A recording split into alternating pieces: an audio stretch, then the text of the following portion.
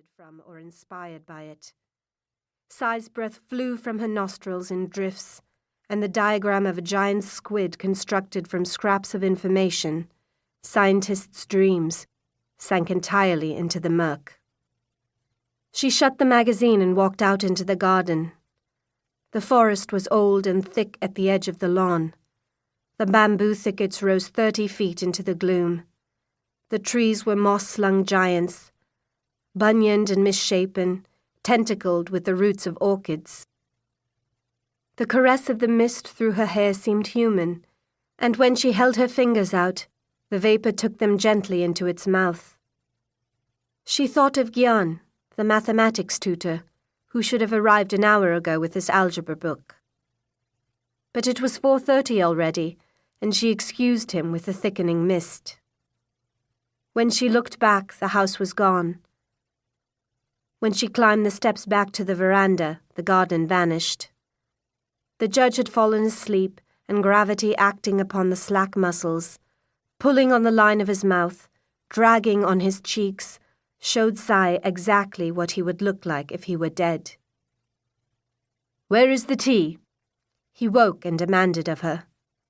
"He's late," said the judge, meaning the cook and the tea, not Gyan. "I'll get it," she offered.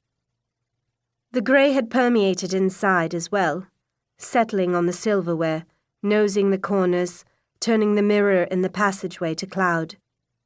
Sai, walking to the kitchen, caught a glimpse of herself being smothered and reached forward to imprint her lips upon the surface.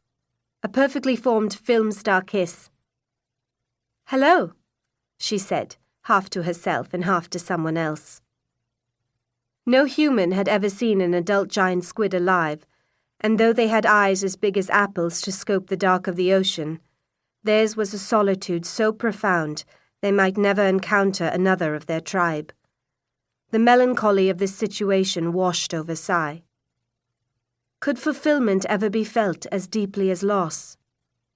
Romantically, she decided that love must surely reside in the gap between desire and fulfillment, in the lack, not the contentment.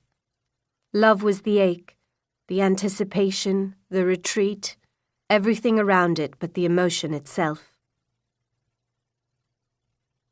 The water boiled and the cook lifted the kettle and emptied it into the teapot.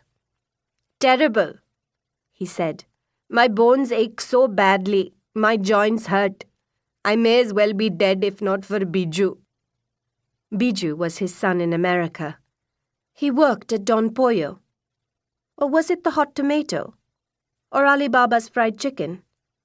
His father could not remember or understand or pronounce the names, and Biju changed jobs so often, like a fugitive on the run, no papers. "Yes, it's so foggy," Sai said. "I don't think the tutor will come." She jigsawed the cups, saucers, teapot, milk, sugar, strainer, Marie and Delight biscuits, all to fit upon the tray.